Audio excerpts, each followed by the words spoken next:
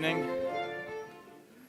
It's good that we are back here to continue our study. And we will go short into one short repetition.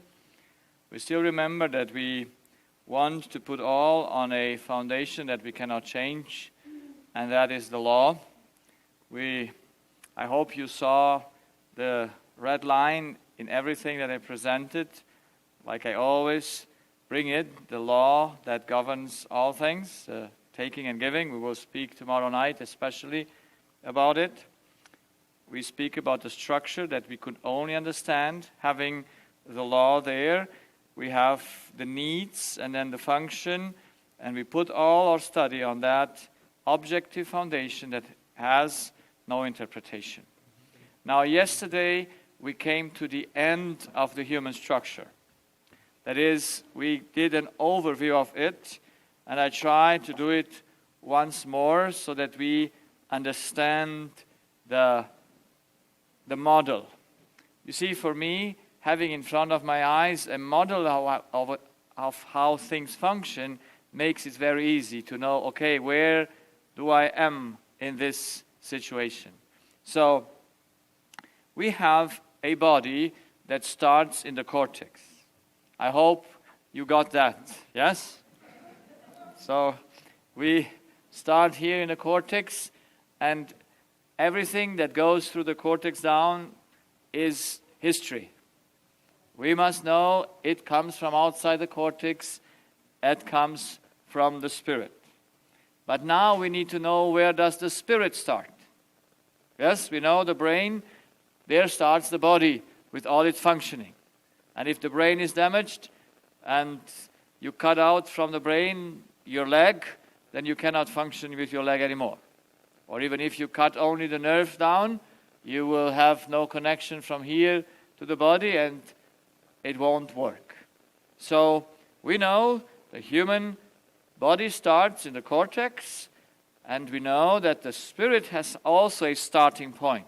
He must have a starting point until he gives the input into the body. Because we have seen that he makes the power, he makes the electricity, and through his decisions, he governs how much? See, everything that works in our body, the whole metabolism that is there, is done by the decisions of our mind. So that's why we need to know, where do the decisions start? Where is the starting point? And so we go backwards. We know decisions make the electricity. And we have how many decisions? We have only 2 decisions. That is a yes and a no. You see, in the Sermon on the Mount, Jesus says, your saying should be yes, yes, and no, no. Everything else is from the evil. Why he said yes, yes, and no, no? Because he knew he made us with 2 cortexes, and our spirit must do it yes, yes, no, no. So it's interesting, you know, why he says yes, yes, no, no. Because we must put it on both sides. The only thing that unites the human brain is the spirit. If not, how should they 2 work together? Because the input comes from here, they only meet at the bottom. They only meet in the center of the brain and switch and come together. At the cortex, they are separated. Who unites them? That I can move my right hand like this and my left like this. There must be the input of the spirit, and he does everything with a yes and with a no. He always uses the both, the one, and I showed you how this goes. So what comes before decision? How many criteria do we have to say yes and to say no? This is repetition. I just want to check.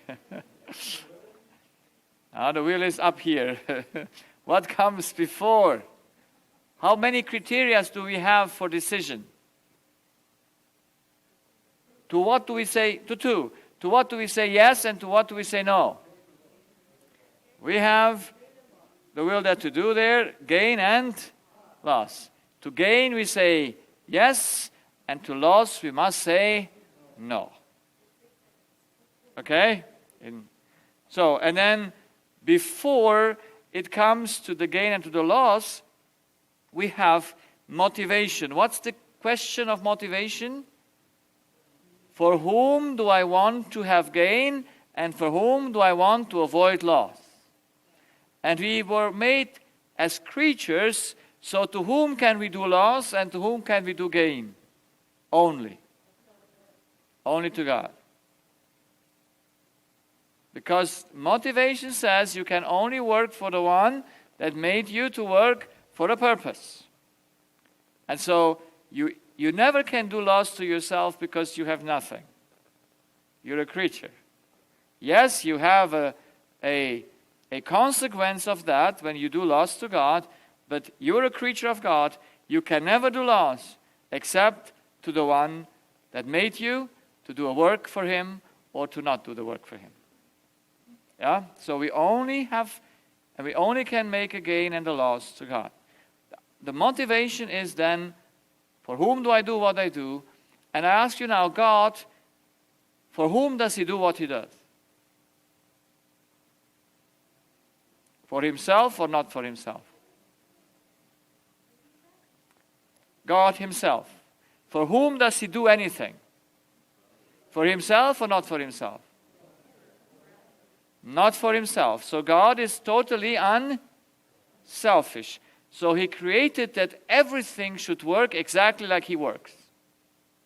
And if he does nothing for himself, anything he created can nothing do for himself. That's the law. It's impossible.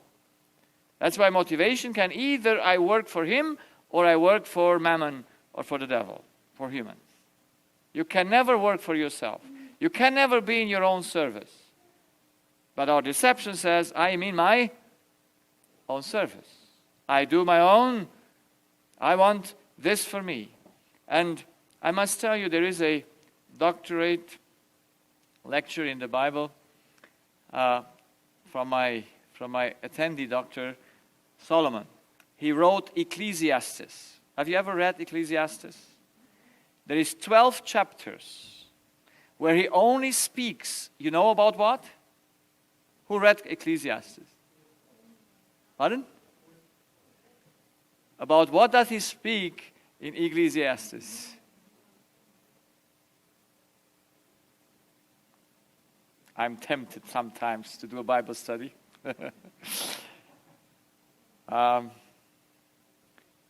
So, let's look Ecclesiastes 1. The words of the preacher, the son of David, king in Jerusalem. Vanity of vanities, says the preacher. Vanity of vanities. All is vanity. So about what does he speak? What profit has a man of all his labor which he taketh under the sun? So his whole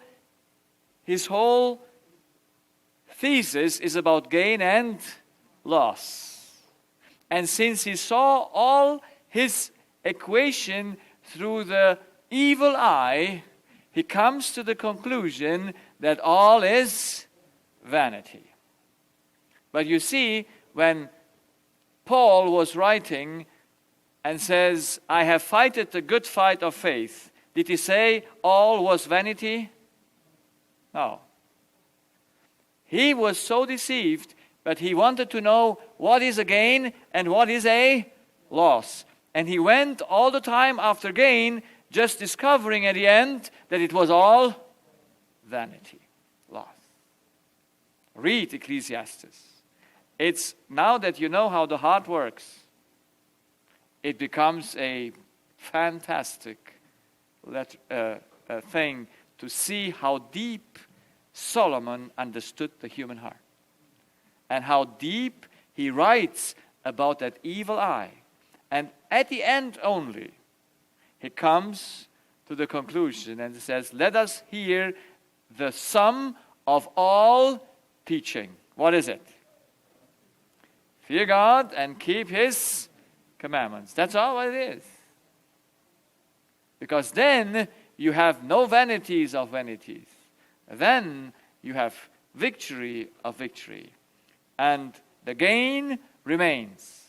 But if you search it in the wrong place, in the wrong way, then you come at the end of your life, or you come at a certain time in your life where you see that you worked for vanity.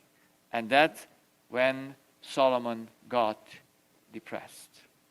So, what's before motivation? So we need to know we can only do God, loss and gain. Yes? So what comes before motivation? What does the Spirit do before He can act? He must trust. Or He must, yes. Because trust is dependency. Since the Spirit cannot be forced to do anything, He must go out to take from outside His need. But He will do it according to who He knows He is. That's why the first and decisive thing is identity. Who am I? And if the identity is correct, how many sources of love do we have? There's only one. God is one. The one source for all spiritual needs is God. Love, righteousness, truth, liberty, harmony, loyalty, and all that. That's why the spiritual needs are infinite needs. I don't know if you ever get to the point to say, that's all our needs. Because God made the Spirit to just be dependent on Him through the needs that He has put in us. So through trust, I go through my heart. Through trust, I go out to God and take from Him that what He has. I work for Him. That goes through motivation. I do the right thing, and as I take from God, I can never do any mistakes. Yeah? Never possible. Out of grace. Imagine you do out of righteousness everything. How much wrong can you do out of righteousness? Can you do it? Nothing. Imagine you do all out of love. Anything evil can come out of love? No. So everyone, as long as Adam and Eve were bound to God and took from Him, there was never danger to do anything wrong. Never ever. So, now, this is the whole structure. God made us to take from Him through trust. But our trust is dependent if we know who we are. If we know who we are, we automatically trust in God. But if we think we are not a creature, then we think we don't take from God, we think we take from ourselves. That's why through Adam's sin, we have this situation that we do not know who we are. So we must know either we are this or that. And I think all in our consciousness we see that we cannot be God. Do you? Lately, when you see that you cannot fly, or lately when you see that you're sick, lately when you see that you cannot control the circumstances, you must recognize that you are not God.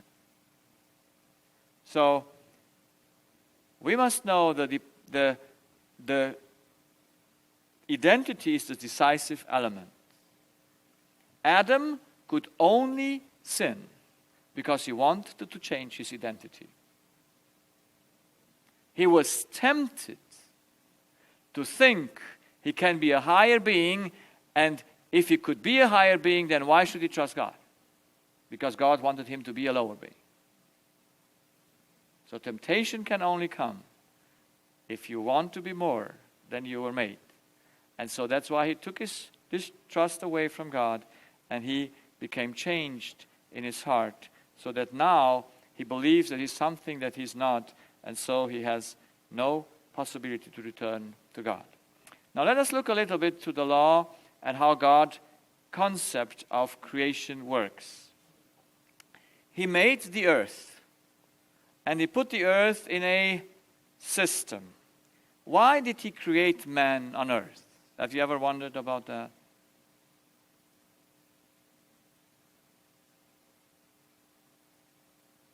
I mean, why did he do man on earth?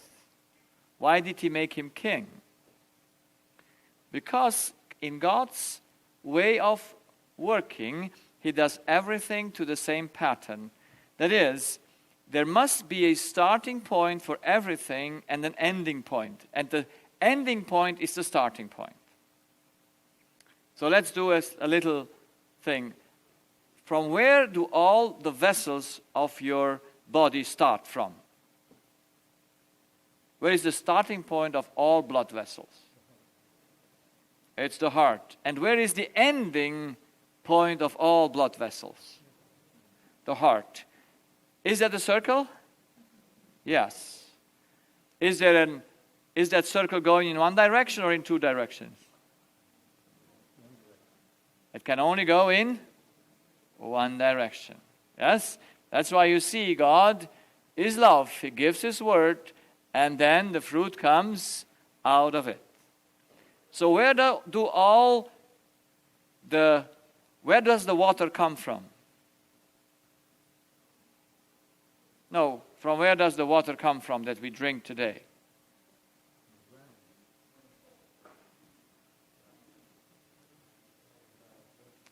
Yeah, no. Where does the circle of water begin?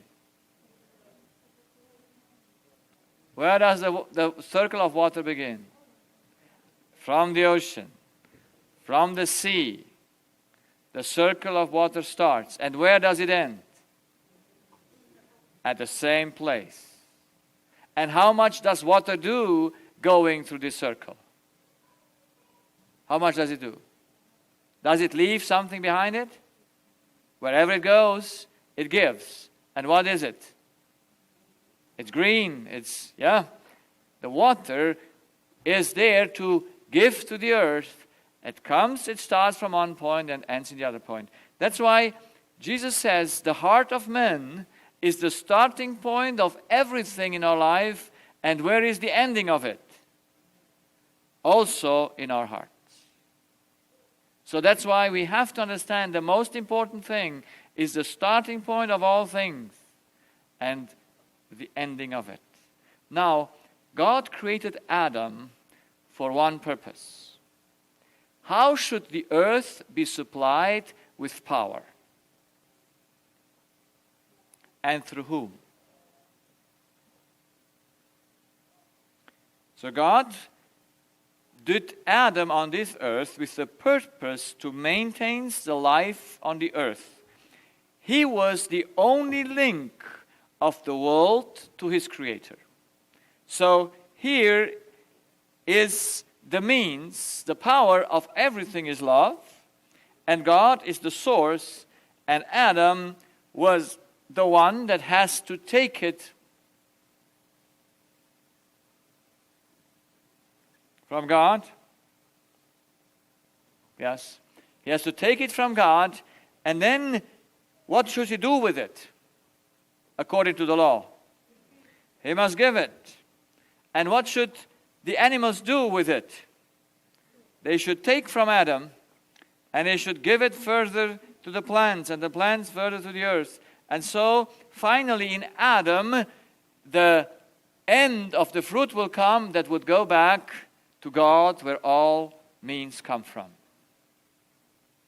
So Adam was, so to say, the only bridge between the earth and heaven. That's why he was king. He had to be the one dependent on God, the right circle, and then from him would start another circle that will end in him and will go back to God. That's how all circles work. Are you with me? So when Adam came, and what would have been with him? Everlasting joy and fulfillment. Why is our earth in a mess? Because when Adam separated from God, how much from this earth was separated from power? Everything. Everything. And we would not exist, and this earth would not exist, if God would have not made a bridge through Christ to still sustain the life on earth. We need someone that brings us the love of God to the earth, and since Adam lost that, God bridged it through his Son. We will see that in the plan of salvation. So now Adam took from the serpent, and what did he give now further? He gave further pride and selfishness and righteousness, lie, imprisonment. So why did the animal become aggressive? Because Adam became aggressive. They took it from him. Why do the plants die? Because they take the poison from outside. They must take the poison. They have no choice. Because everything in this circle now is a fruit of death. You see, when you now read some certain Bible verses, you understand to whom you bring fruit. If you have the flesh where you serve the flesh, you will be what? What is the fruit of the flesh? Death. And what is the fruit of the Spirit? Life. So we must understand this concept to understand why the whole world is in this mess. Why the animals were changed. Because when God made them, what were they eating? Plants. They were all on a plant-based diet. Adam was on a plant-based diet.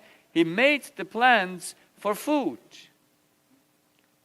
Some people wonder and say, plants are not alive. I just was in a school teaching, and there was one student who says, I don't believe that plants are alive, or he said, the other materials are also alive. And now how can you argue with someone who says there is no difference between this matter and the living matter? Yeah? But there is a great difference. Yes, God gave us something living to eat, that we should have the right chemistry. We eat living things, or do you eat dead things?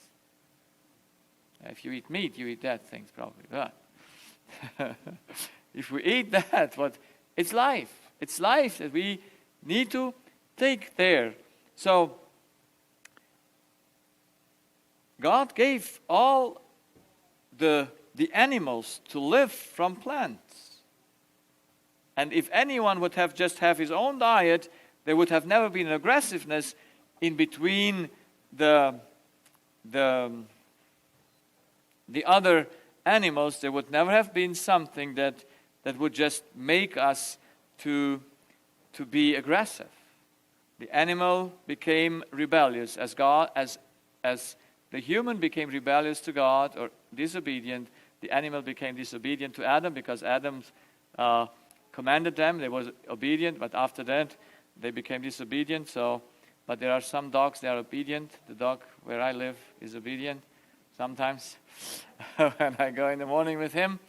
But I have to raise my voice that he has a habit, he runs after cars, and thinks he has to, I don't know what they think, but however, I have to tell him, you stay here, because I know now his habit. And so when he looks to me, if I see him, and I say, you stay here, he stays. But if I don't look, he's under the car, after the car. So the animals became disobedient, and we live a life in unrighteousness, in lie, in imprisonment, in uncertainty, in war, in ignorance, and in grief. So everything in this nature got changed. So we have again this interdependency that we have. Everything starts with take in order to give. And the circle started in Adam and would have ended in Adam. Now, I just want to make the circle clear. Everything that exists must start with take or with giving. Yes, only God starts with taking. Everything starts with taking, and then we must give. We cannot keep that what we take. So, it's so important that we know that everything in this nature works according to this law. And no one has a choice to change that. It's just now that we die because we take the false thing. We do not take any more from God, and so the animals cannot take any more from us, and then this whole chain is a mess. The chain is still there, the law cannot be changed, but the means that is taken is the wrong one. That's why we have the result of it. You drink instead of water, poisoned water, or take salty water. Will you survive? No, because you drink the wrong thing. But you still drink, but you drink the wrong one. Now, even though everything in nature works according to take in order to give, the human heart is the only one that is not thinking it works like that. The human heart gives in order to receive. It's the only thing that is not according to the law. It thinks you live not in taking first, but you just give in order to receive. But this is just a deception. You can never give what you didn't take before. So, I was learning this lecture that you can never give anything that you did not take before. But since you think you're God, you don't see yourself that you take before you give. The taking is completely out of our mind, is it? Do you see yourself dependent on another human being? I had once a young girl, she was 15, and she had an interesting disease. She got a sudden hearing loss on her left ear. And she got it, I think, the third time. It always went away after a few days, but this time it stayed. And so she came to see me. But 1 year, the hearing loss didn't come on the left side, but she had a paralysis of the peroneus nerve. So for 6 weeks, she could not move her leg correctly. A nerve was paralyzed. No doctor knows why the nerve paralyzes, yes? But if you understand that the right leg and the left ear are from the same hemisphere, then you know it is the same situation. And it came in November in the same time. And this time now, she started with her hearing loss in June. And so she came to see me, and I do sometimes my experiment. I asked this 15-year-old girl and say, do you think you're dependent on your mom the way you think? What was her answer? No. She says, no. But I know exactly. Her body proves that her disease comes because she's dependent spiritually from her mom. So whom do I need to treat?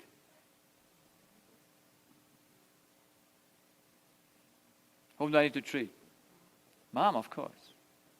If I want to help the 15 years old, because you could share the thing with a 15 years old girl, she might understand, but she might not be able to do anything. Yes. That's why I had to talk to Mom. And I talked to Mom. And after 3 months, the hearing loss disappeared. So this is not explainable for the doctors, because they think, and she had a severe hearing loss on her left ear. You think that is dead, that ear. For 3 months now, she doesn't have anything, and the next day, it pops up, normal hearing. For 3 months, you don't hear well. Yes, you can prove it through the tests, and then suddenly it comes back. Because it's just happening in your brain. Oh. I don't know what today is happening here.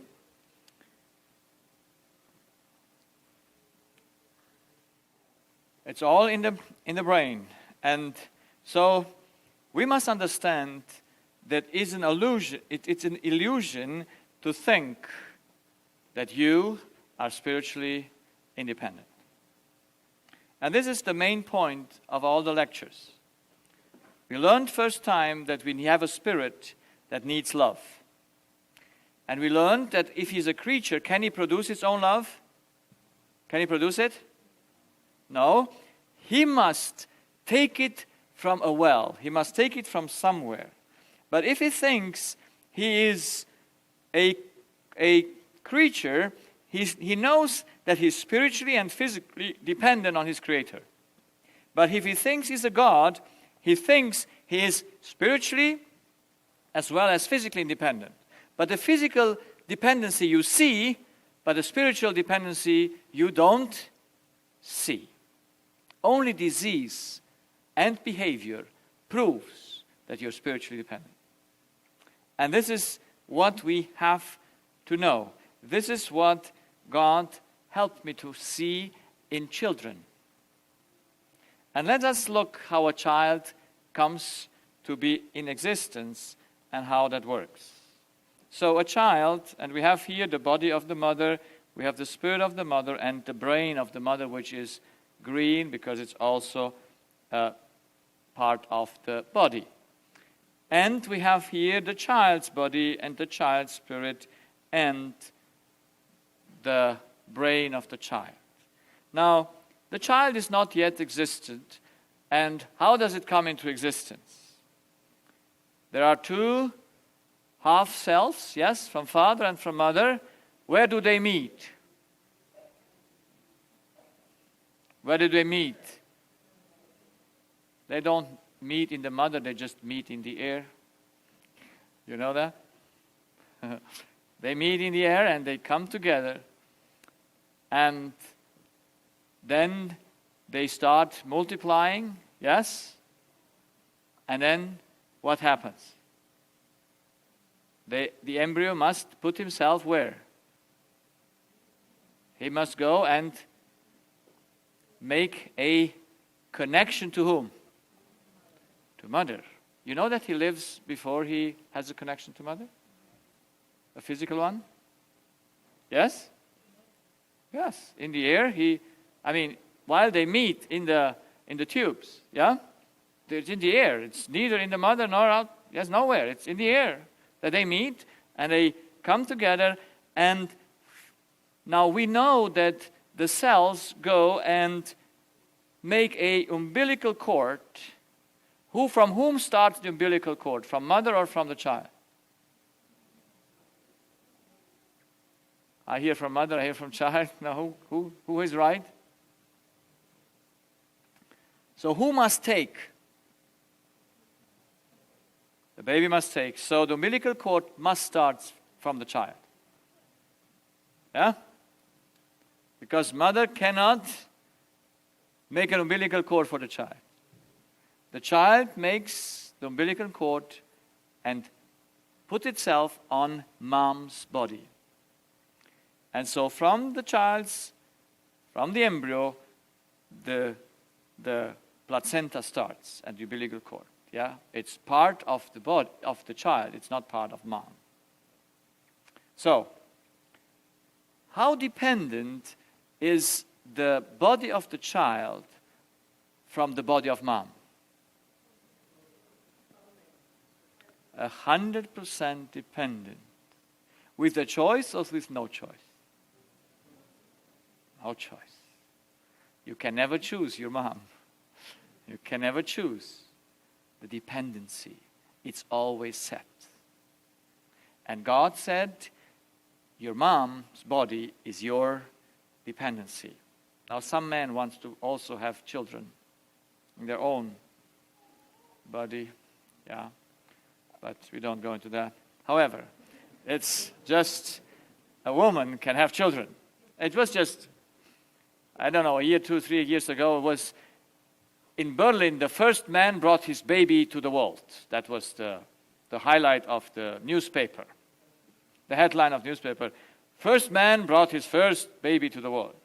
And I said, that cannot exist. Would you ever believe that if it were written in a paper? Would you believe it or not? It's not possible. They can do whatever they want. It's never possible out of a man to make a child.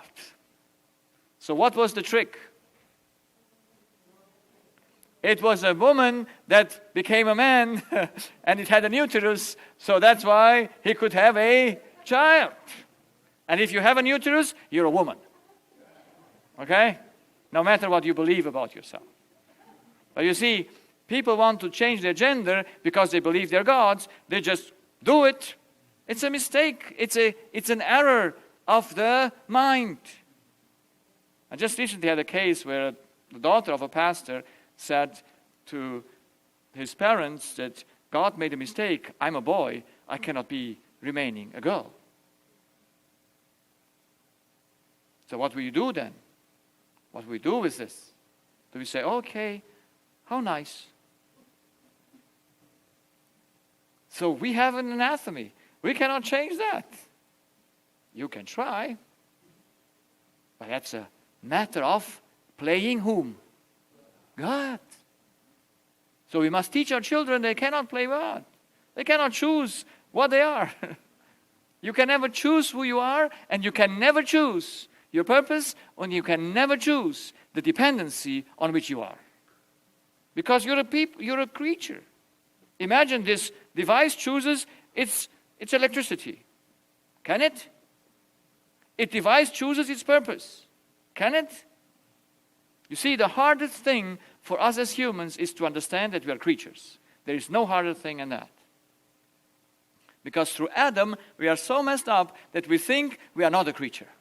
We think we are creator. And all problems, everything comes from this idea that you think you are someone that you're not. And you think you're a higher being than you were made to be. To be just a creature, I say just a creature, is the hardest thing for us to understand. So, this child, whole life, to exist is dependent for 9 months, usually, from the mother's body. Who feeds the child? The mother or the child itself? Now some learned how I put questions. You know, you always have to think there is a trick in that question. And it is the mother can never feed the child. You know that? The law does not permit it. Every individual, living or dead, must feed itself because it must take in order to give. Mother is what then for the child?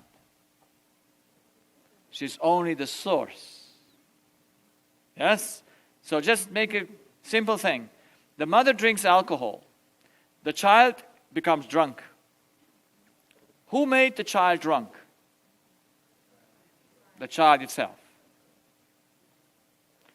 Without what? A choice. But the action is of the child, not of the mom. So let us make that very clear. It's such an important thing. You do the action because you have no choice where you take from. And if that where you take from is wrong, you will have the result. But you have to take. The child has no choice.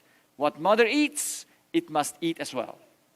What mother drinks, it must drink as well.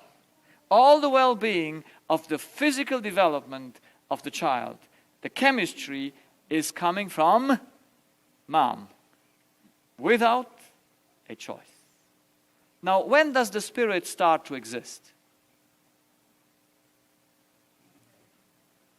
Pardon?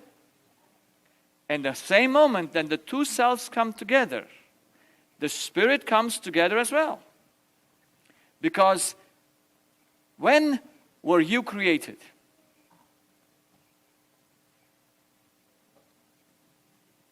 Is that an easy question? When were you created? No, that's just a simple question. There's no tricky question in this. When were you created? Oh, man. Anyone else has a better idea? You were created in Eden. You were existing in Adam's lion, or how you call it? Loin? Oh, this is? Loins. Yes, loins. Thank you. I don't know how to express this. In Adam's loins, we are all there when he was created. You were born 19-something, but created you were in Eden. Because you are just a multiplication of one body and of one spirit, that of Adam's. All that you have comes from Adam. You like it? We are all brothers and sisters. We are all come from one person. We are all come from Adam. That's why we are so messed up. Yes? Because we have his inheritance. That's why we have all the same ideas about ourselves. That's why we all think the same way. Because we are just Adam's multiplication. We are not new creatures. We are only new individuals. Living one life in billions of individuals. But all of us share just one life, that of Adam. It's a nice concept, but we hardly have grasped it without understanding the law. So, the Spirit comes from Adam. He comes together with the conception of the two things, but the Spirit is invisible, but we know he must be there. How do we know that he must be there? Because who leads all the development of the child's body to develop? Who leads the process? The child's spirit. So if mother has an issue in her mind during the first 3 months, where all the organs are set together, after 3 months, everything is ready. It just grows. The child only grows after 3 months. So, but it might have that the child develops no ear. It has no ear canal, and the ear thing is not there, or, How does that happen? Because the other ear is good. From whom is the ear development directed? From which place? From the cortex. I hope you. Yeah? So if everything is led through the Spirit from the cortex, then he must put things wrongly because he takes something wrongly in, so he builds that body the wrong way. But we know that the body cannot exist without a spirit. We just see biology. So there is a spiritual umbilical cord that the child's spirit must go through mom's spirit. Who does that spiritual cord? From whom does it start? From the child's spirit. The child's spirit must go and bind itself to mom's spirit. You see, when our daughter was pregnant, and she sent us the pictures with the big, how you call it, and she made movies, now today, WhatsApp, and she says, he has hiccups. The child got hiccups, and she showed us how he moves in her body. And I said, do you know why he has hiccups? You know why a child gets hiccups in the mother's womb? Because he maybe took too much air in, yes? Is there air in mother's womb? No air. So how does it become hiccups? It's very simple. Because mom had the problem. And if mom has a little bit of stress, the child gets hiccups. We must understand that the child's spirit must take from mom's spirit, whatever is in that spirit. And the child's spirit has a need for happiness, for joy. And now, if the child's spirit takes from mom unhappiness, what will it put in the body? It will put that bad electricity that you can see here in the body of the child. Because you cannot see the input of the spirit, but you can see the output of it. Because the output comes always in giving. But if you know that you can only take we can only give what you take first, then on the body you can know what's in the spirit of mom. There was an interesting experiment. I heard about it from a colleague that neurologists did. And they measured the electrical function in the brains of mother and child. And guess what they saw? They saw that whenever mom changed the electricity, the child immediately changed it as well. And they could put the children separate from mom. They couldn't see each other. Whenever mom changes, the child changes as well. Now that experiment was for me just a proof that the spirit of the child is bound to the spirit of mom. You know, children feel and sense their mom. Not they feel, they sense their mom from a distance. There is a distance when the thing is interrupted. That's when children are given to the kindergarten, when children are given to daycare center. You know that they all get sick?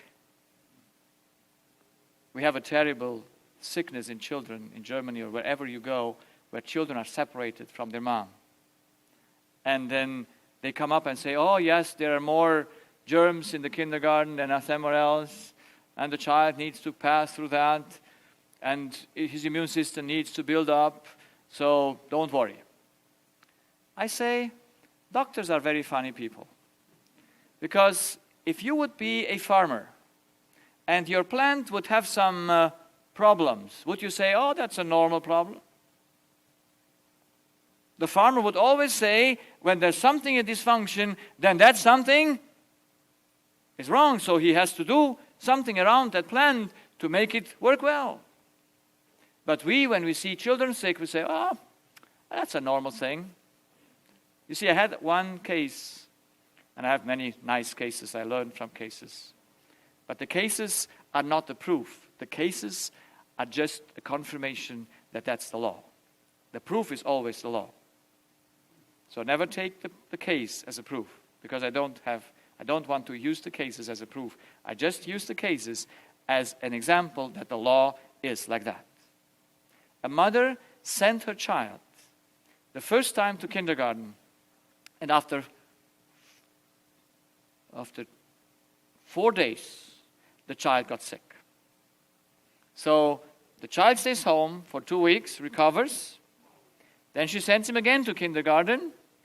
After 4 days, the child is again sick. Then she sends him the next time the same thing. So she does that for 9 times until she comes into my practice. And I asked myself, why would she not stop the 5th time to send him in kindergarten? Because it's obviously, whenever he's there, he comes home sick after 4 days. So would you send the child somewhere where he gets sick? Would you? Would you do it? No. But why does she still send it? Because there are some teachings out there in the world that say your child needs sociality. It needs other children around it.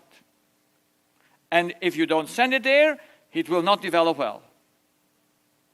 And they don't know the law, that the child is not able to be separated from her mother's presence for 7 to 10 years. Always stay with mother. You see, You know how long a bear baby stays with her mom?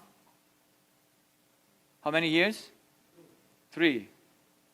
You know how many an elephant baby stays with the family? 13 years. 13. The child, and we have it, those who believe in the Bible, how many years should the child be with mom, and when should mom has finished her work to do? At what age? 12. At 12. At 12, a mother should have finished his education. Wouldn't that be nice? Mothers are just free. But they never finish because they don't know how to do it the right way. So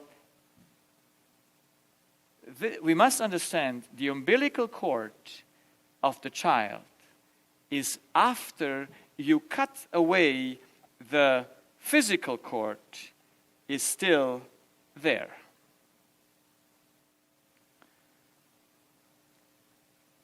So when the child is taken out of mom's womb, then we cut the physical umbilical cord. Does the child changes its needs?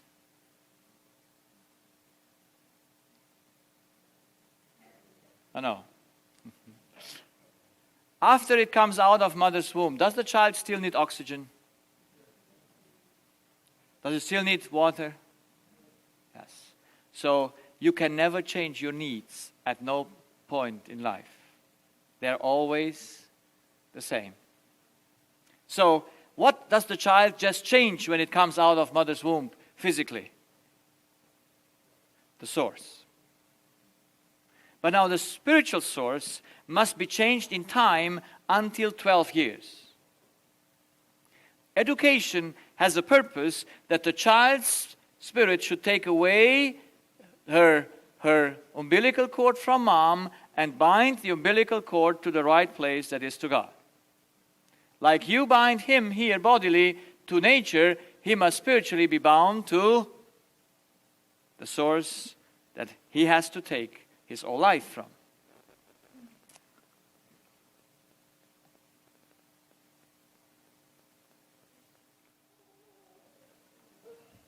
Okay, hopefully it stays. So the experiment shows, and I have seen that in my practice, that the mother, this umbilical cord cannot be taken off except when the child becomes conscious of it. And mother needs in education, starting very early, to make the child dependent away from her, like she unweans the child from her body. She must unwean the child from herself and bind it to God. But have mother understood that? No. What do mothers actually do? They bind the children to them. And then you hear them when they... One mother told me once, she said, she had a 17-year-old daughter, she said, oh, when my daughter marries, then she has to make me a room in her house and maybe a place in the bedroom. That's mothers. They never let go. It doesn't matter what age. They always think that child is theirs. So, mothers should unwean the child from herself spiritually, so that the child is connected to the right source, so that it might be independent of mom when it gets to their place. The same way as she's dependent on the body for 9 months, we must know the time the child is spiritually dependent on mom. And that should be 12 years. But since we don't know the spiritual umbilical cord, we don't know how that works.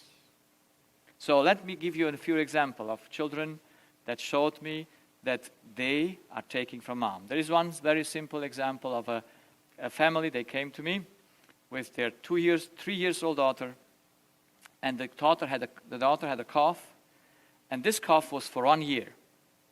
And so they came to me as an ENT to look if something is in the throat, And of course, there is nothing in the throat if your child coughs for 1 year. And so, but I looked into the ear, because you can have a problem in your ear and then you cough, because the nerve goes there, the coughing nerve, the vagus has a few connections. So yes, you can irritate him from outside and then you cough. But if you exclude that it is an outside irritation, then you must know it's only the child's own spirit that irritates the vagus up there in the cortex so that he makes the cough. And now you see, you must know for 1 year what happened. You cannot ask the child what happened, because the child is how much conscious of it? Totally unconscious. So I asked the parents, and what happened? A year ago, the parents moved in another apartment. And the mother doesn't like the apartment. She just starts weeping when she explains how she does not love the apartment. Now, mother doesn't like the apartment and is sad. She must weep. The child must take from mom. He has no choice. He has no need for a sad mom. Now he takes over sadness, and that sadness brings to the body the cough. Because the child would now help mom to become happy. Can he do that? Can anyone make another happy? No, but the child tries it because he has a will to do right for the mom, but his heart betrays him, and he would force mom to be doing the right thing. Now, what needs to be changed? The mom's way to think. I promised the mom, I said, if you are going to get out of your conflict with your husband, because in the end it's a conflict with her husband, because he says that apartment is right, and, we don't move again. And where does it go? Moving and moving until you get something where you like it. So I said, if she would stop that fight, and if she would trust in God, that even in such a circumstance she can be happy. Next day the child stops coughing. And it happened. I don't know in this case, because they didn't come back. Usually people, when they are well, they don't come back. But God helps me that some people come back. One of my first cases where there was a nervous tic. This girl got his nervous tic at 6 years of age. And the father was a dentist, and the girl made this noise, like this, every 2-3 minutes. Yeah, so. And then, of course, that's something strange. So they brought her to the doctor. They brought him to the ENT. The ENT took out the vegetations, We first put the knife where we should have no mind to do anything else. So they surged the child. They put the child under psychotherapy, but nothing changed. And so, after 4 years, they come to my practice because the child's teacher said to the parents, I cannot resist with this child anymore in school. Imagine you're a teacher and you have 3rd grade children in your class, and you have one child that every 2-3 minutes makes exactly that happens in the class. All other children laugh. And now teach, whenever you see, you get nervous when this thing goes out. Oh, it has gone out again. And then you get angry when these other things don't work properly. And so they came to me, and the child was sitting in my back on the ENT chair. You have that special chair, and the parents were sitting in the other side. And they said, we don't know what our child has. And they did not even have a diagnosis that that's a nervous tic.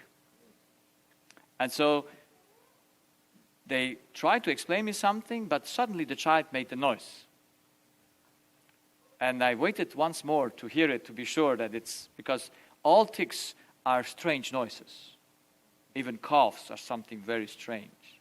And I saw many tics, not the tics, nervous tics. And it's one child I saw had to do, every time it must do such a, and then it played, and even when it played with a one hand, so because it has to do this. Yeah, and this is a funny thing, so you do something with that or whatever it is. So, but they are easy to be treated in the moment you know where to do it. And so these parents were sitting there, and I heard it twice, and I said, "Is that the problem?" They said, "Yes, that's the problem." Oh, I said, "That's no problem. That's easy to solve." And so I looked to the child, of course, I saw everything in, and then I sent the child out because she was 10 years old. I cannot ask the parents what they do wrong when the child is present. Yes, that's not very smart. So I sent the child out of thing, and I said to the parents, the child is missing something. And that's what she's missing. You must provide. And the child misses security. And I asked one question. I said, does your child receive every time what it wants? And what did they say? Yes. And I said, that's the problem. So the child's security is in mother's strength. If mother is strong, the child can be bound well on her. But if mother is weak, that is when the child can govern mother like it wants, then the child has no security. It rules mom. And then this mother was also a sick mother. She only came later to me as a patient, and then I knew why the problem was there. But I spoke with them on Thursday night what they should change at home. And on Sunday, the tic was gone. But they came after 3 weeks, not to say that it happened, because they had another child that was 7 years old. And they said, these two children are always fighting together. You helped us that its nervous tic should stop, so can you help us that the children should not fight anymore? Now, I wasn't then so well known as I know today, but I was very happy. Imagine you're an ENT and you do education. I mean, isn't that nice? I felt very honored. And then I took that mom, she was not a Christian, and I said, you need to change a few things inside of you. Her father, her husband, is a dentist. How often is a dentist at home? They always have work. And so she, as the wife, missed her husband because her umbilical cord were bound to whom? To her husband. And so, missing him, she was in a fight with him. And the children's fight is just a mirror of mother's inside fight. So, mothers are the strongest power that exists on earth. If they would know it, they would change everything. Because a child must react without a choice, because it's bound to mother's spirit. And what mother's spirit has inside, the child will give out. And there are two things how you can see how it works. It either becomes physically sick or rebellious in behavior. There's two things, yes? You have two brothers, the one gets psoriasis, the other becomes addicted to games. The cause is the same. The one that is addicted, we say, oh, he could change. The one that is sick, we pity. But both have the same problem, the same cause. I had once a family where they had two daughters. The older daughter was more sickly. She was soft, she was obeying, so to say. But the younger one, she was 11, the other was, or the younger one was 9 or 10, and the other was 11. So the younger one with 10, she was always rebellious. She didn't get sick, but she always fighted against every unrighteousness. And now the father comes to me and say, what shall we do? And I said, that child is just a mirror of your own heart. Did the father like it? No. But if he tries to change the child, how much can he change it? But if he knows that this is his own heart, can he change that? Can he do something about that? Yes, of course, he needs God's grace, but he can do something about it, because you cannot help another one change his heart, only your own. And I spoke with mother as well, because she had a disc failure, because she was in the fight with this little daughter. And I said, you should be more thankful to God for the little daughter than for the older one. Both react the same way, both eat the same thing, but they react, no, they don't react, they eat the same thing, but the one reacts with an inner protest, what makes sick, and the other reacts with an outer protest, that is in a fight. But you won't see the problem in that child that does not react correct, does not react outsidely, but you see the problem in this child. So thank God for that, because it helps you to see your own heart, and if you change that, you will see the result in days. I had the experiences of mothers. They don't like me when I teach this to them, but there was one mother that came to me because she had 13 and 14 years old children, and she said, they are like this, they are, with 14. And I said, look, if you change your inner life and you become happy with your husband, no matter if the husband changed or not, you will see what happens with your children. And even though at the beginning she was upset on me, but she started to do the test. And in between 2 to 3 weeks, the children were changed. And because she changed her source, I said to her, your source of love is your husband. And that's the wrong thing. If your husband would be always nice, always present, always happy, how much problem would she have? Women, how much problem would you have if your husband would be always, always, always? No problem. Even if you would be from the wrong dependency, but you would have no problem because he's always there, he's nice, he's happy, he's glad. But thanks God they are not like that, so that you can see that taking from them is wrong. So, understanding the principle of dependency is so important. I had one mother, the last example, came to me with her 2 sons. The older son was 8, the other was 6. And the psychiatrist sent her to me because the oldest son was uncontrollable. He went to school, no one could teach him anything. He did what he wanted. That remembers on my childhood, I was always so. I will tell you the story tomorrow or in these days coming. And the other one was a little bit better, the second. The oldest one, with 10 months, started to hit himself with his head on the floor. With 10 months, whenever he went aggressive, when he became nervous. With 7 years, he told his mom he will kill himself. And whenever he got stressed, he went and did something hurting him. He was not aggressive outsidely, but he went somewhere to hide, and then he did something to his body. And so they went to the psychiatrist, and since he also didn't listen to the psychiatrist said to me, let's see if he hears something. As an ENT, you have to see if the child hears. Now, I knew the child heard, I made the test, but I spoke to that mom because I wanted to help the mom. So I said to mom, if she has something on her heart. Now, when I put that question, I must be very careful because moms immediately become with guilt thoughts. They think they are guilty for what the child has. But are they guilty or not guilty? They are not guilty. You cannot be guilty for something you don't know and for something you have no ability to change. Guilt comes only with knowledge, but knowledge is not enough, with the ability to not do it anymore.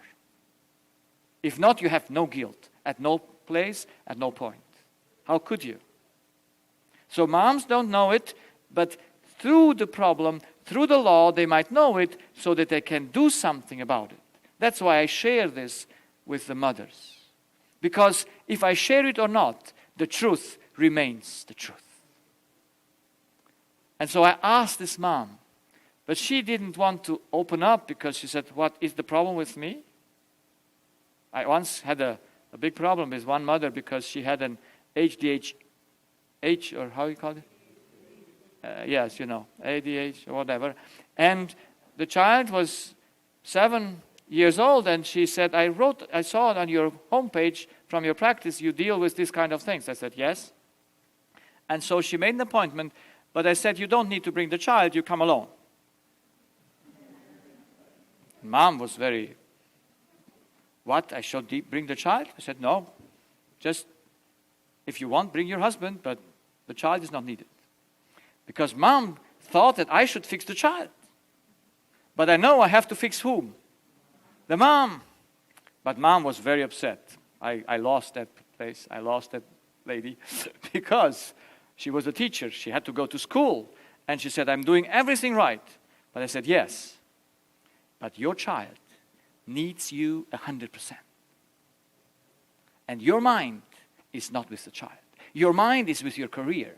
And if your career is before your child, then the child will develop disease. Because he's in a battle with love from you.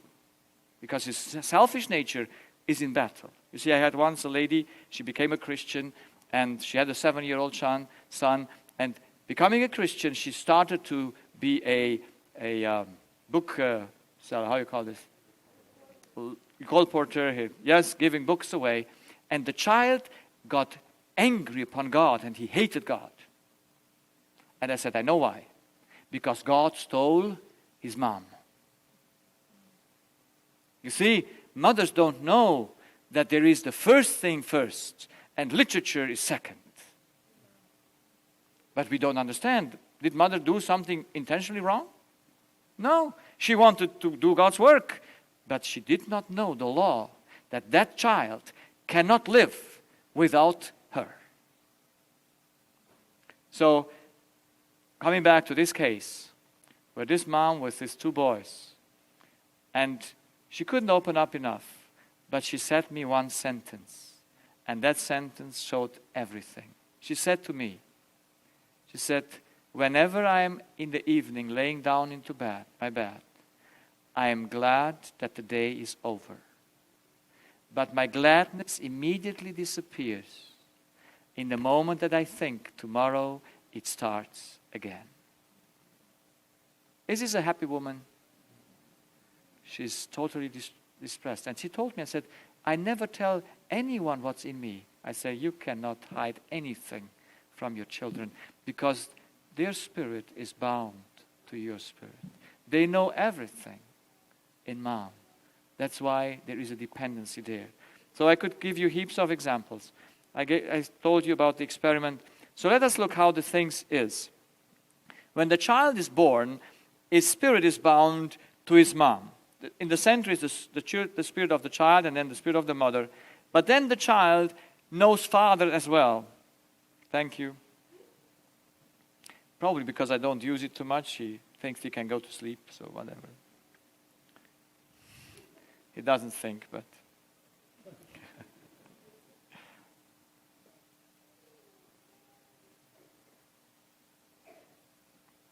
How is he there? Okay. So this is a child spirit, and from the beginning it's bound on mom, he has no choice. But then when he comes out of mom, he starts binding to father as well. But for which purpose does he bind to his father? To take. Then he has a grandmother. So he binds his spirit to grandmother. Then he has a brother. He binds the spirit to brother. And things he takes, always binds them for the purpose to take. He has no capacity, because he has the error, to bind himself for the purpose to give. So the child does not know that it takes from the other one, but it thinks it claims. Yes? So if he's king, he claims mom's love. He claims dad's love. He claims and thinks they owe him something. So every time he claims, and if he's a Christian, he claims from God to be loved. So that's the error, because we don't know what's in us. We do not know that we bound ourselves for the purpose to take, but in our consciousness we think, oh, they owe us love. And so the child is the prince in the center, and everyone me to serve him. And that happens also, does it? He gets the toys to share or to keep for himself. So, then, let us come to the end. Identity determines dependency. If I am a creature of God, but I'm born with the idea that I am God, this cannot exist. The reality is that I'm separated from God, even though I'm a creature, and so I bind myself for the purpose to take to all other people around me. So, our relationships are dependent relationships in order to take. With the nature that we think we are, we can never have one relationship that is free, that is flexible. It's all total dependence. You see, in psychology you speak from codependency, but that's just a myth. It's always dependency. It's always dependency. Except you're born again, then you start to become independent. You have relationship for the purpose to love. All issues of mankind arise from his wrong spiritual dependency, which he is not aware of. So in every case, you know the cause. Yes? He's spiritually dependent from the wrong source, so he can never be alive. He destroys himself because he must eat something that is not palatable for his spirit. And so he responds back. I saw a child, he was 13 years old, the child was obese, the mother came to console, and the mother had an issue. She had no husband. She was longing for the love of a husband. And so I consoled her and said, it should be enough. She should take from God and then give, and the Lord will take care. She doesn't need a husband. But don't tell the other woman when she thinks she needs a husband. And so I shared with her the law and consoled her. And at the end of my message, I took goodbye from them, and the child was there as well. And so I encouraged mom once again and said, take from God, become happy, and then the other things will be fine. God will lead it, and if you need a husband, you will have one to work better for God or not. And while I was saying these 2-3 words to her, she says to me, but I need a husband. I need a man for love. And then we're standing there, this 13-year-old child, and the child says, but Mom, isn't it not enough for you that I love you? Isn't that heartbreaking? This child is bound, her spirit is bound on Mom, and she cannot understand that Mom needs more love except her love. And she does everything, that's why she's obese, to make Mom happy, but she cannot. It's impossible. So, let us finish with 2 slides. If I am God, then I have expectations on others, including God and myself, you know? That's why people get angry on God. Could you ever get angry on God if you're a creature? If you know that God owes you nothing, or does God owe you anything?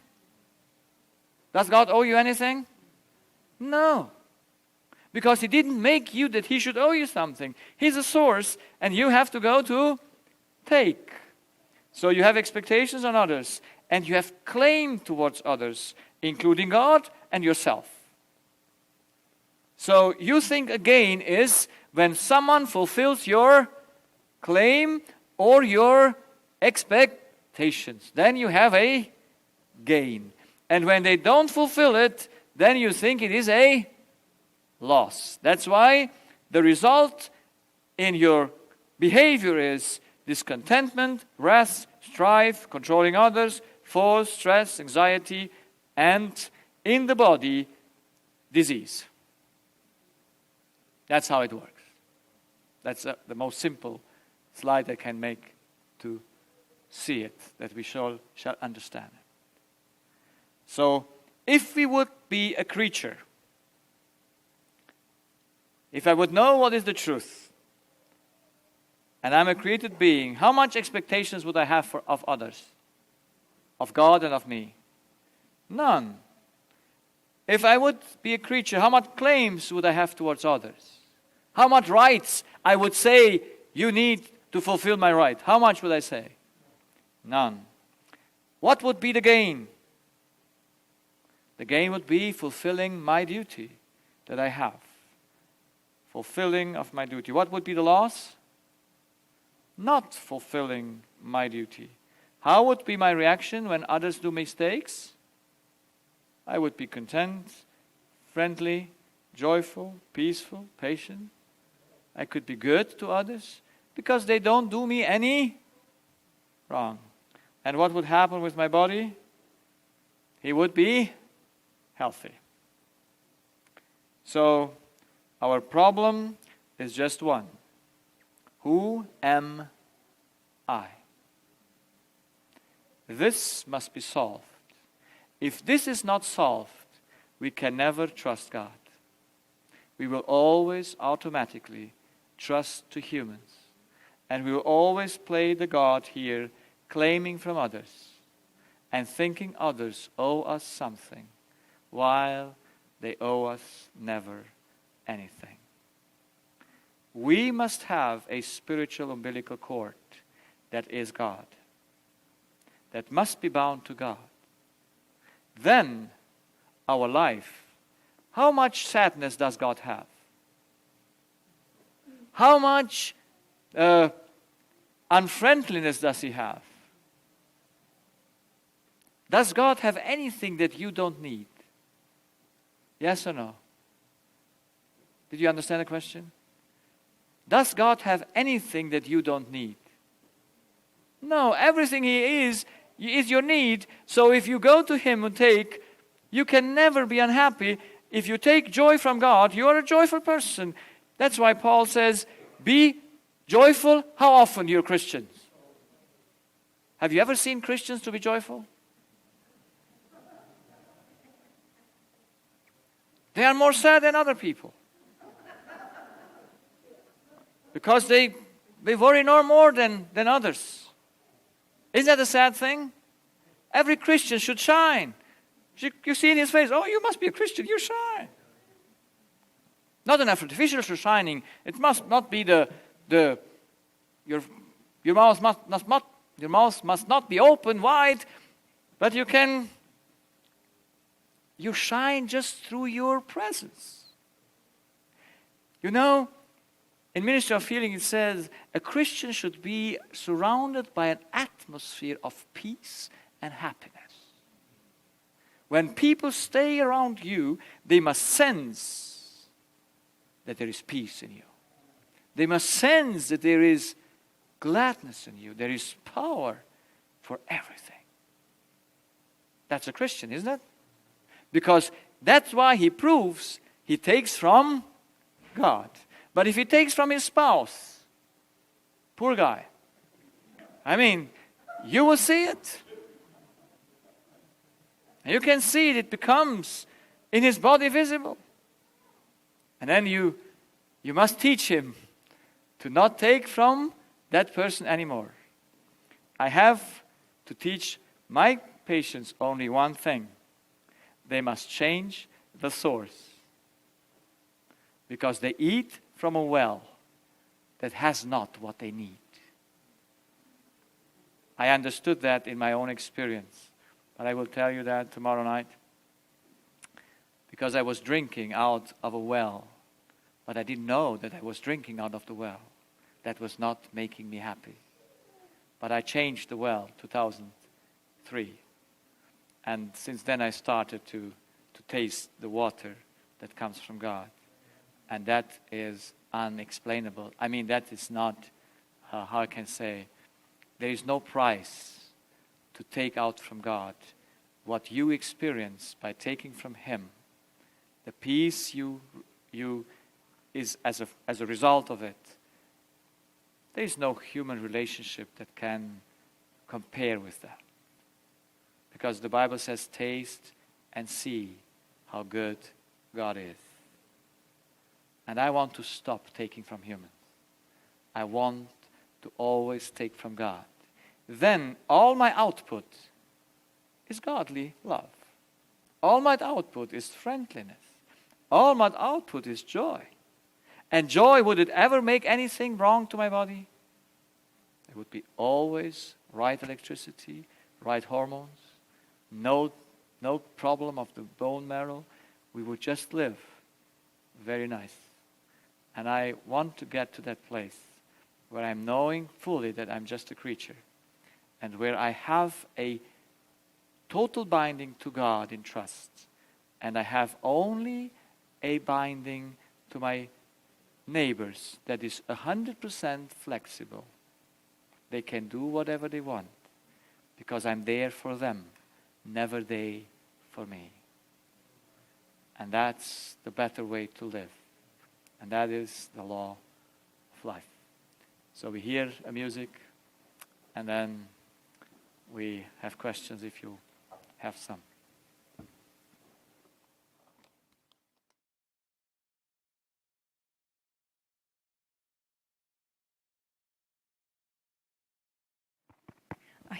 Thank you. Very interesting presentation. I have a couple questions. One, I don't even know if it makes a difference. You have to speak louder. Okay, I don't know if it makes a difference. Just went through my mind when you say we have to know who we are. So if we go back to Garden of Eden, if you said Adam and Eve were deceived, the serpent came and placed mistrust, really deceived them. And what it created was like, can we trust God? So we can't trust God, so we have to take care of ourselves. No, they wanted to be higher. Did they want to be higher, or Exactly. was it a mistrust that was placed, and through that, because they thought God doesn't really take care of us, so we have to take care of ourselves? No, they had no need. It was only they wanted to be higher than there is never a need to mistrust God, except you want to be more, because they had to eat from every tree. There was no hunger, there were no thirsty, there were no need that they should go and say, oh, God doesn't take care for us, and I have now to supply my own need. No. They were just wanting the same thing that the devil wanted, that's what the devil tempted them and say, you were made, and that I explained yesterday night, you were made for a higher class. That's how he tempted the angels. You have to do more out of you. That's the same today, the thing. So you only can come into temptation to mistrust God when there is no need there to be not supplied, because all needs were supplied. Then it is because you want to be more than a creature. Yeah, I can't see or understand that quite, because they didn't even know what deceiving is. They lived in perfect harmony. That's they right. had no idea what that even means. They were warned in Eden that somebody will come and that, but they didn't know that. But eventually, at least I still see it as no, but see what misleading. yes, but this is theology. But you must understand the problem is that the devil promised Eve, you will be like God. Because they wanted to know something that God said you don't need to know. Mm-hmm. And only when you become a God, you know what a God knows. And so there is never a change. You have to see from the beginning. The devil could never go, because he was the highest being after God, he would never get into trouble if he would not have wanted to be more than just a creature. And now Adam and Eve want to be more than just a creature. They want to know more than what God has said to them to know. So it's the same thing behind it. If not, you cannot sin if you don't want to become God. You can only sin if you want to become God. I can see it with Satan that he has that to be higher than him because he really lived, closer than anybody on earth. But I see he deceives, and then it's a mistrust. And then actually my question was, do we really need to know who we are, or do we need to see who God really is? Because it says somewhere, I think it is in Romans, where it says, it is the goodness of God that will lead us into repentance. I'm paraphrasing. So. Yes, I understand the theology behind it. But the problem is not God. The problem is us. Yeah, that we see it wrong. And the greatest need that the human has is to know himself. Because a knowledge of ourselves is our greatest problem. And we can, if we don't know ourselves, how shall we guide ourselves? Because we need to guide ourselves. You need to know your car to know where to push the buttons. Our problem is, through not knowing the law, we cannot know God, because God can be known only through the law, because we cannot see him. Through the law, we can know God, we can know us, we can know the problem, we can know grace, we can know what he does for us, that we need to be saved. But the problem is, when you read through the whole Bible, it's not the issue that you don't know God, because the knowledge of God comes from the knowledge of the law, and you only know who God is when you know that you are a creature. Yeah, thank you. I'm not sure if I still have that. But you have to I have to. More a specific question to the lecture? One, well, I think it was to the lecture. Another one is because, I can see this, the child is depending on the mother's spirit and how they are connected. And you said the work of the mother, or as the Bible says, should finish at age of 12. Does that mean that there is a slow process of unwinding the child? Yes. Where it learns to not take from mother and rather depend on God. And does that mean that under the age of 12 or somewhere, the child has actually no choice but taking from others? Yes. Yes. Exactly. And if sinful nature, if that nature in us that we think we are gods, that makes us blind to the taking, because we are not aware of taking. If that doesn't change, we always have relationships just for taking. So is it ever too late? It's never too once late. the child is past 12? No. That dependency towards the mother, Yes. It can it always. has to be on the right. Yes. I mean, if it's only by the grace of God that we can come to the place that we should not take from these people around us anymore. We must understand that the taking from a human is our problem. And we will see that we can only break tomorrow night the law only through taking from the wrong source. But since we don't know our identity, that's why we don't know the taking. No one in even our religious approach speaks from taking. We always speak from giving. We say, give your heart to Jesus, give that, give that. But we are not aware the problem is not in giving.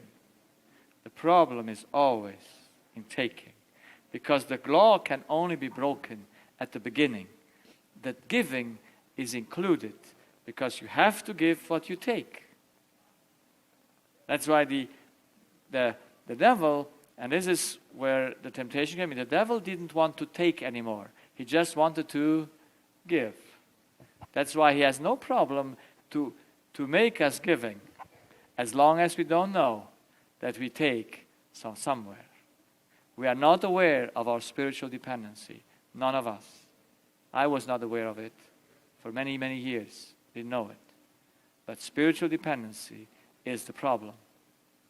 Yes, because there everything starts. Adam wanted not to take anymore from God. He took from someone else.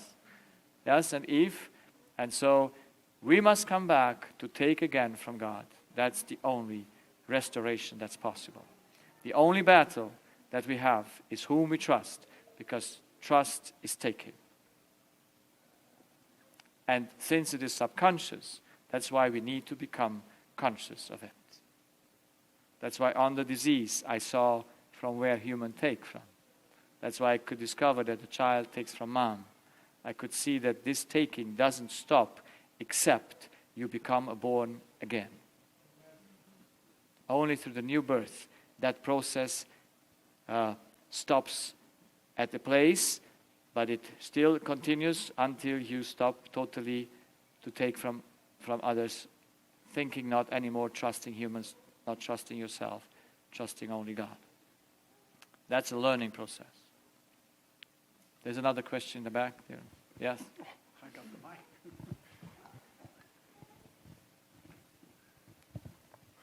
I'm very fascinated with this concept of parenting. And I've been reading several books by James Dobson, one on raising girls and another one called Raising Boys. And he highlights a lot how important it is that fathers are involved in their children. And there's all these statistics about kids that don't have fathers, how they are more likely to be in jail, and girls have bad self-esteem and all these other things. You haven't mentioned anything about the father, which, hey, I've got no burden about being some super dad. But is there, do you just think all that's hogwash and that it's all about the time the children spend with the mom and that we dads should be giving more time to the mom instead of the dad? Like, where's the balance and the need for dads, or do we take over at 12? What's the philosophy do you have? Good question. I didn't understand the last thing, but it must be funny. He was just saying that dads, is it that dads take over after age 12? Moms up to the age 12, dads, No. Is that right? Yes. Now, when we don't know the law, we become confused. And by the law, God made mom the source for the spirit. And the child perceives dad through the spirit of mom. So if mom has a desire and a need for dad, the child will express that by wanting to have a dad. Because it just expresses the desire of mom. So once a lady was there with her child, and I asked the little girls, what is dad making? What is your dad making? Because I knew the family. And that little girl said, he's never at home. Was that her answer or the answer of mom? See, children want to do the good for mom. So their binding to mom is from the way God created us, a different one than to dad. So the dad must not be present the whole day when the child is there. Mom must be present all the time. So dad must go out to do the job, must do the work, while mom must stay with the child to do the children's education, building the character of the children. And the dad must have a outside work doing there. And so there is a co-working between dad and mom to raise up the children that belong to God.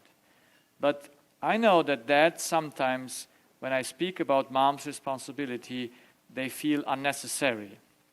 Or mothers, they say, and what do dads do? Because they think they're overwhelmed by their responsibility that they have. Yes, the dad has a similar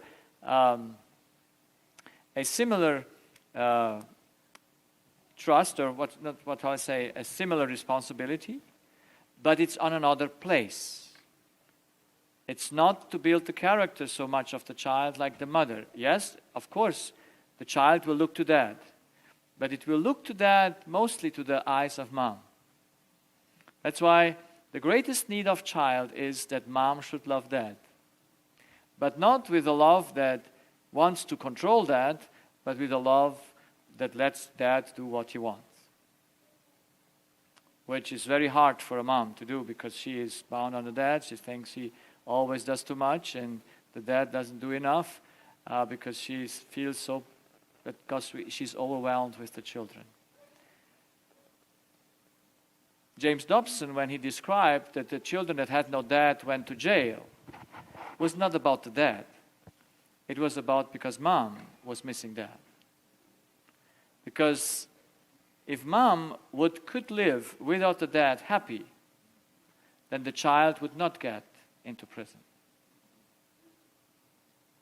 So that must be theirs. I hope to understand, and we will speak on Saturday about a little bit about education, but I love to do once a series, a very, very put together series, because right now I'm having just this series very good, well put together, but education, I'm still searching to put a nice construction on it, to share the principles so that it can be understood. And I will share that on Saturday, on Sabbath, how I did it as when I saw my responsibility as a dad. It's another one than a mother's responsibility. But if everyone would fulfill its responsibility, the family would function well. But we take observation, and yes, we need to observe. But if we observe without the law, then we can very fooled and say, oh, because dad was not there, now the child ends up in prison. Yeah? But that cannot be. Yeah? So we must make mothers to be happy without the dad. So they should be spiritually independent of their husband. Then they could cope with every problem, and then the family would work well. If mother would be dependent on God, like the husband would be dependent on God, both would do exactly what they should do if they all would orient themselves after God and not after each other. Yeah, but we have to understand the whole principle. Then we know the family is God's, we are God's, employment, and so on, and that thing. But that play a major role. They have to sustain the whole family. They have to do the laws. They have to do the family altar. They have to do the things. But mother is there for unconsciously to prepare herself that the child unconsciously feeds from her. I saw children where the parents switched the roles. Yes, where the mother went to work and the father stood home. How did that work? It doesn't work. Because the child is still sick. Because his spirit, his umbilical cord is bound to mom, not to dad, in the first place. Now, yes, they can develop to bind their spirit on other persons as well. That's what we have with orphans. But they always have a issue because there is no replacement for mom, as there is no replacement for God. That shows the unicity of the love source that can only be God and mom in childhood. Please.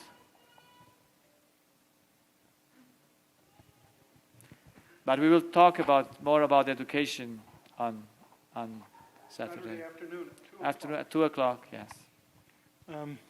I just want to add for the question that he was asking, and I think the position of the dad is represent Jesus at home, to be a help for mothers, and I believe what you are saying.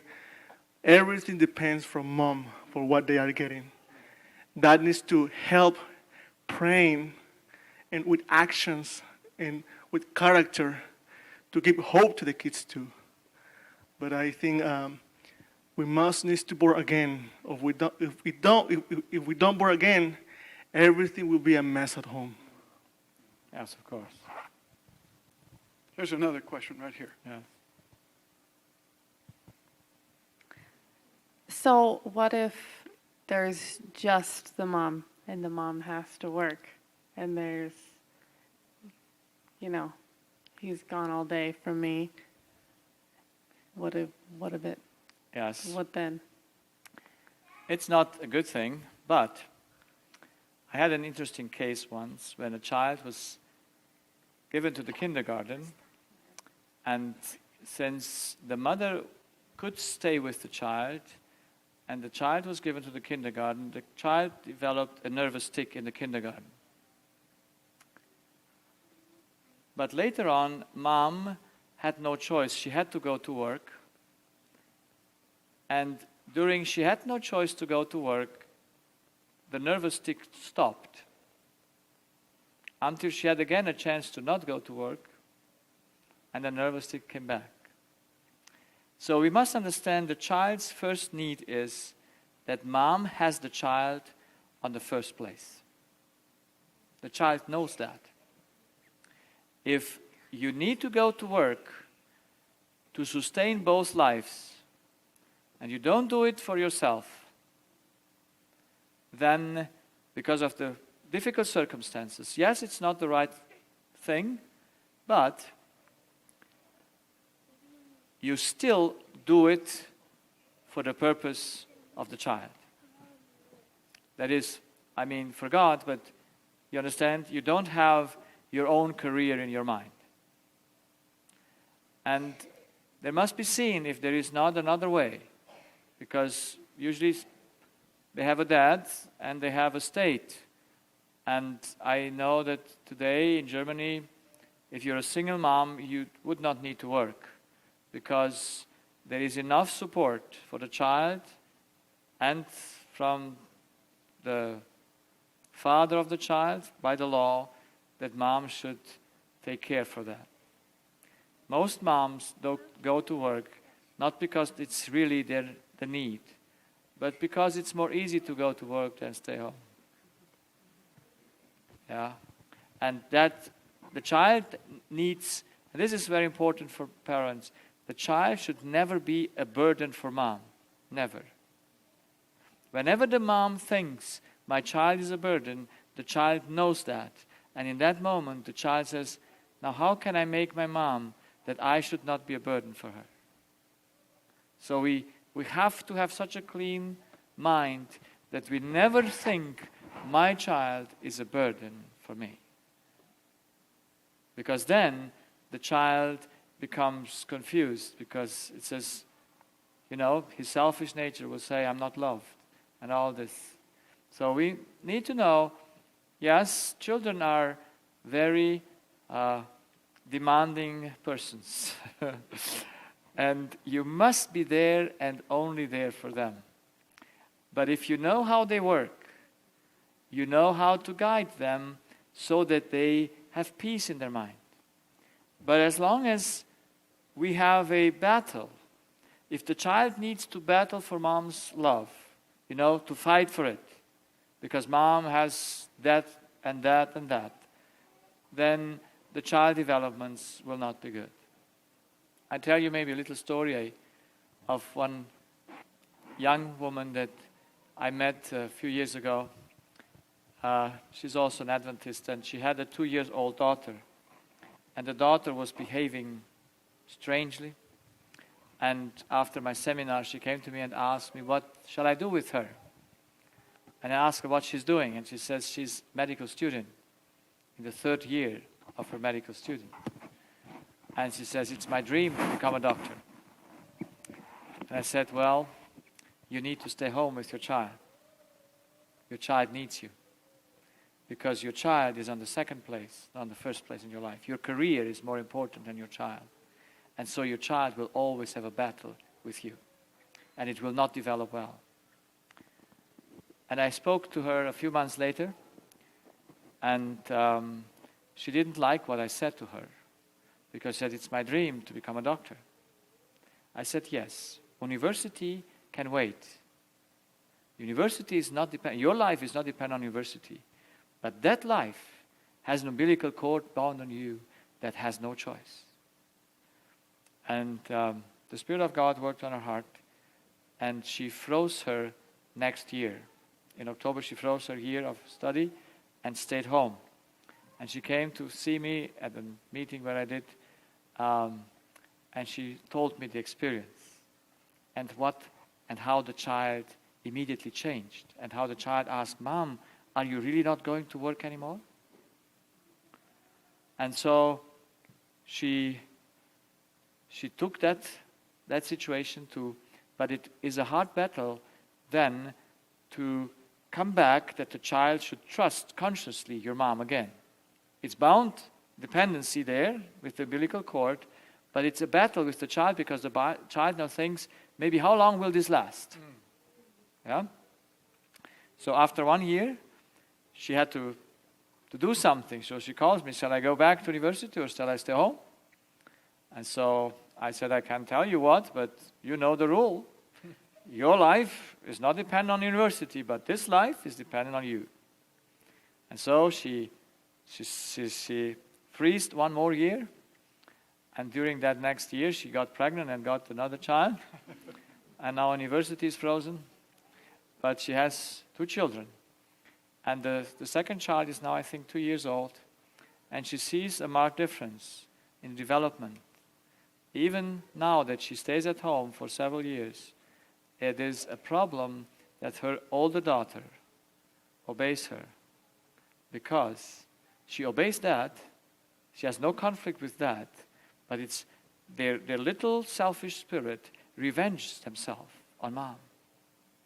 And so Mom needs to know from the beginning how to deal with that, because they don't do it because they want to, but their behavior just show how deeply they can move that selfish nature, how that makes that thing to go. So I would suggest, I say this sometimes, if you go to God as a single mom and says, Lord, this is your child. I know the rule. Help me to know how to do it. And I know that if I go to work, your child has some not good development. And if you want it, I go to work. But I would stay home to do my job correctly. So do something about it. And God will do something about it. But you must be decided to say, God, I'm doing it for you. I'm doing it for your child. And if you don't give me any means to sustain life, I have to go myself. But then your child suffers, not mine. But if we are so decided with God, He has our heart already, and then He provides what we need. We might not have any luxury, but we might know how to deal with our children. So there's always a solution if we go to... There's a last question. Or, yeah, maybe we take 2. You see, now this thing works well. So once you learn this process, does it just become easy? Or is there always this mental battle to stay in this place of surrender? And now we will be in a battle as long as our identity is the wrong identity. But when we once reach that full dependency on God and full trust in God, even though there will be a battle and we will be challenged, but we're so bound to God that doesn't move us anymore. But there is a battle until we reach that, yes. There's a continual awareness from where do I take, because it's so easy to take from the wrong source. Exactly. Yes, yes. Yes, you become aware of them.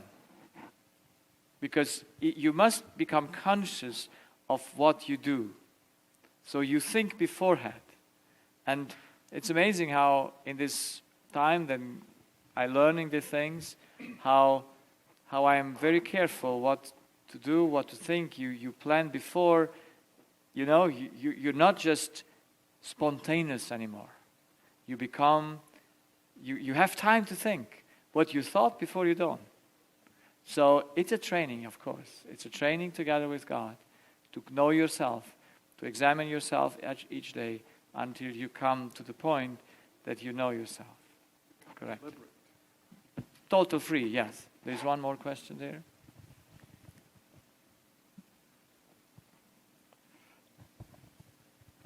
Thank you. I see it's getting late.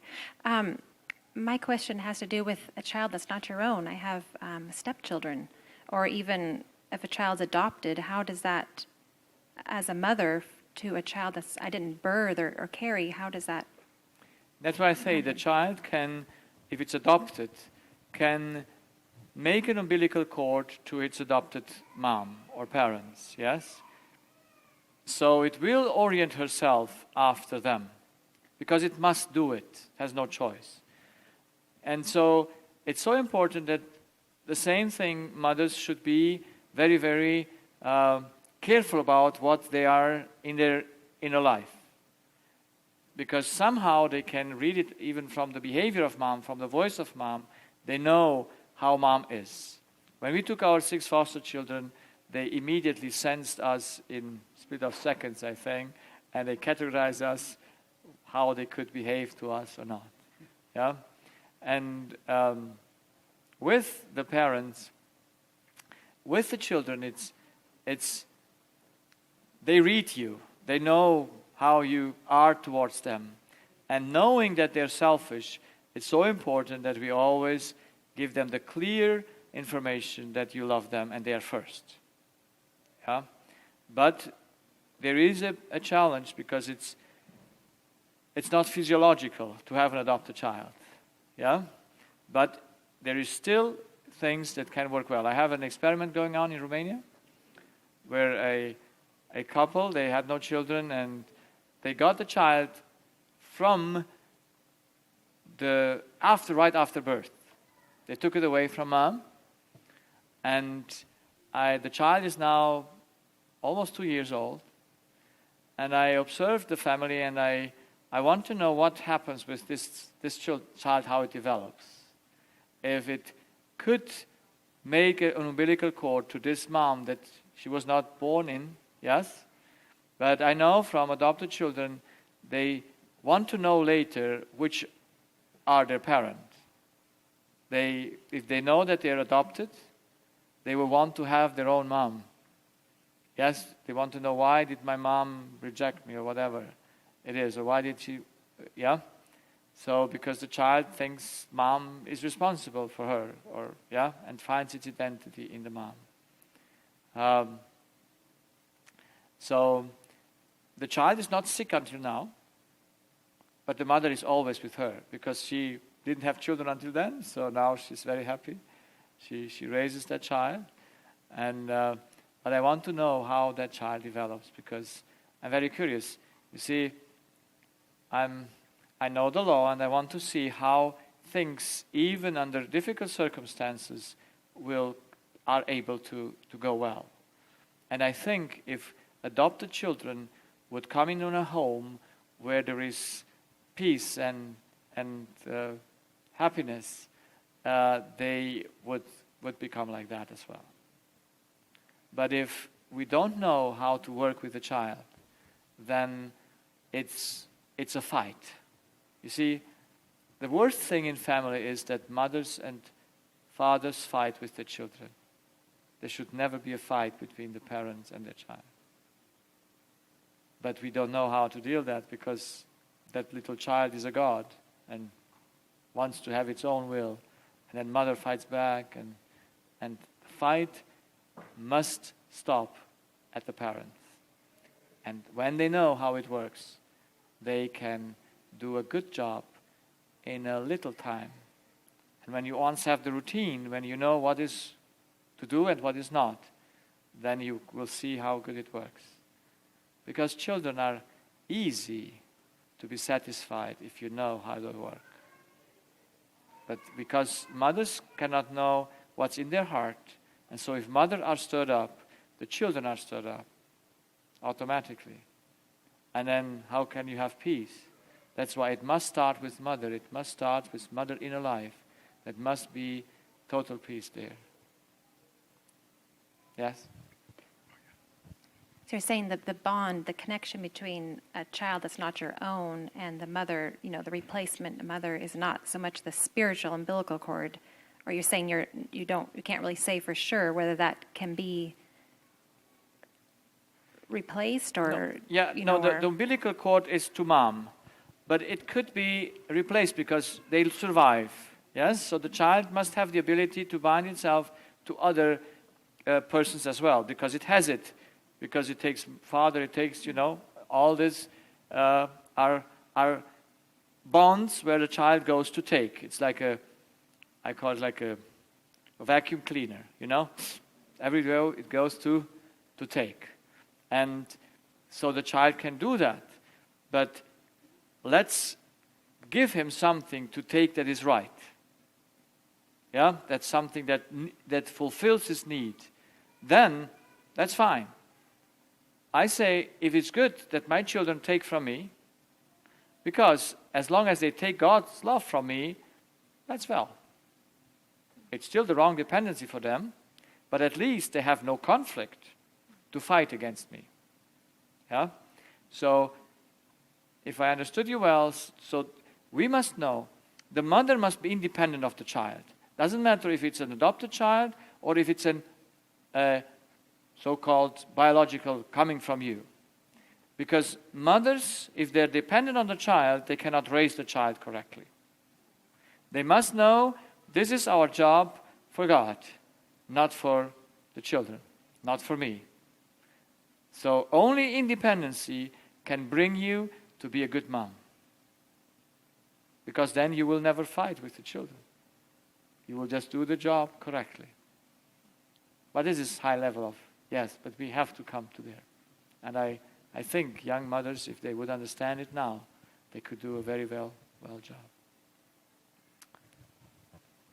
Well, thank you.